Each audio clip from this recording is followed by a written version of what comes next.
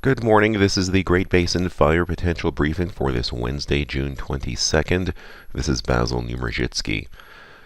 Taking a look at our significant impacts over the short term, we have quite a few. We'll start with the map. Wednesday and Thursday, we are expecting some gusty winds in the lee of the Sierra with low humidity and gusts as high as 40 miles per hour in a few spots, spreading further to the east across much of northern Nevada as we go through Thursday. Our other focus is down here across parts of southern and eastern Utah.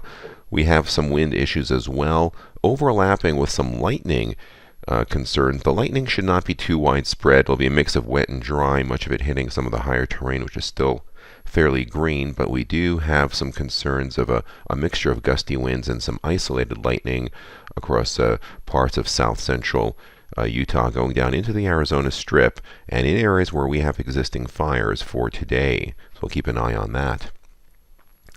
Taking a look at precipitation over the past 24 hours, just some scattered light amounts that popped up here, just a trace to a couple of hundredths of an inch, did bring some higher humidity.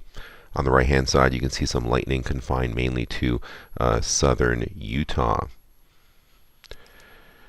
Looking at our fire activity, a few new fires did pop up near Reno and across parts of central eastern Nevada and across Utah as well. Still quite a bit of fire activity from the past few days. And if we look at observed precipitation over the past 7 days, other than the activity that fell in the last 24 hours, which we just saw, much of the 7-day period was dry throughout the entire area, and that has had a significant impact on our fuels. As we look down through here, we can see a lot of our ERCs are starting to get towards some moderately dry levels, especially across southern Utah, and getting that way across parts of Nevada and Idaho as well. Still some of the higher elevations remaining below the 50th percentile. We'll shift gears a little bit and look at some live fuel moistures. And we see across wells up in central northeastern Nevada that the sagebrush is taking a big dip since we've got this hot, dry weather back down near critically dry or record dry levels. Looking at Flat Top over in Utah, the juniper as well has taken a nosedive. But it's not critical in all areas. We look at the sagebrush towards Big Indian down in southeastern Utah, and you can see there that with some recent moisture that they had with some isolated showers, that the moisture did come back up. And that'll be the case again today as we see some of that lightning activity along with some rainfall. A look at our satellite imagery with upper level maps, and the high pressure ridge that was over the Four Corners region has kind of split. Part of it has shifted over to the east. We are starting to see a return flow of subtropical moisture through Arizona and into parts of Utah, and this is where our thunderstorm concern will be. It will remain dry across Nevada, but we'll be watching this low pressure area dropping down, and these tightening height lines indicate stronger winds, which will start moving into western portions of Nevada, especially northwestern areas later today. So here's our significant fire potential outlook starting with this afternoon. We do see some critical wind issues. We've issued high risk for parts of the Sierra Front as well as portions of southern and southwestern portions of Utah for a mixture of dry winds and low humidity and fairly dry fuels as well. You can see that our fuels have responded quite significantly to the warm, dry conditions of the past week. If we look at weather conditions for this afternoon, on the left-hand side, this is where shower and thunderstorm activity is expected along and east of the Wasatch.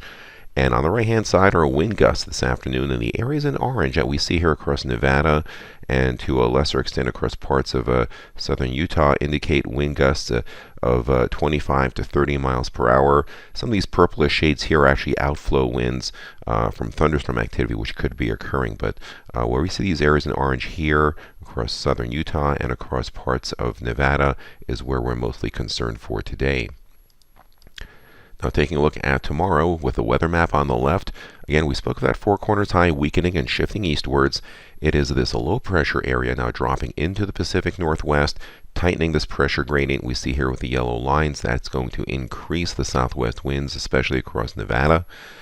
And for that reason on the right, that's where we've issued high risk for a combination of winds, low humidity, as well as rapidly drying fuels. That's our biggest concern, and you can see where we're critically dry across our southern areas. And then if we take a look at the expected weather conditions in more detail for Thursday, you can still see some lingering chances of isolated lightning or showers across parts of the Wasatch on eastwards. Activity should be fairly scattered, so not expecting anything widespread. But on the right-hand side, you do see those winds starting to pick up across a good portion of western and northern Nevada. That'll be our primary concern. Moderately strong across southern Utah still. Winds gusting over 20 to 25 miles per hour. And that's critical because there are areas here that already do have some small fire activity, which I have to monitor very carefully with these increasing. On Friday, June 24th, we see that this low-pressure area in the Pacific Northwest shifts across the northern Rockies. It'll drag a cold front across the area. We should see cooler temperatures, maybe a slight increase in humidity, but still some tight pressure gradients across our northern areas, so we'll see some decent winds. On the right-hand side, we don't have any high-risk issue, but you can see where we continue to stay dry. The exception will be a drop back into the moist category with that higher humidity across our northern portions up in central Idaho. We look at weather and wind conditions. We do see the chance of scattered showers and some wet lightning across the mountains of central Idaho. And on the right-hand side, do you see some gusty winds coming out of the northwest? This will be with higher humidity across Idaho. Somewhat drier winds as you get into Nevada and Utah, but not as critically dry as we've been the past few days. And if we look at precipitation totals expected, just very light amounts, just a few hundredths of an inch across parts of the Wasatch of Utah.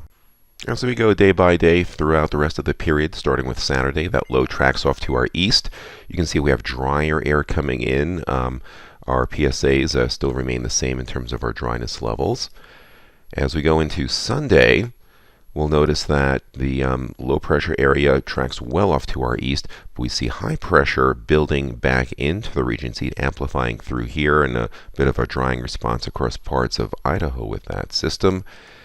And then as we go into Monday, we'll notice that high pressure broadly starts to build in, and we see that trend continue as we go into Tuesday with high pressure building in, dry air, more and more PSAs becoming critically dry. In terms of our total precipitation for the 7-day period, again, not much. Most of this will fall in the first 24 to 48 hours, except for this area through here across central Idaho. They could pick up as much as 4/10 of an inch of rain. That'll put a damper on some of their fuels and fire potential in the short term. However, if we look further down the road, we do see a trend towards much above normal temperatures in the 8 to 14-day outlook centered across the Great Basin, and a drying signal across especially our northern areas through that period. So those areas that do get some light rain up in Idaho will also see some rapid drying conditions going on as well. This concludes our briefing. Have a great day.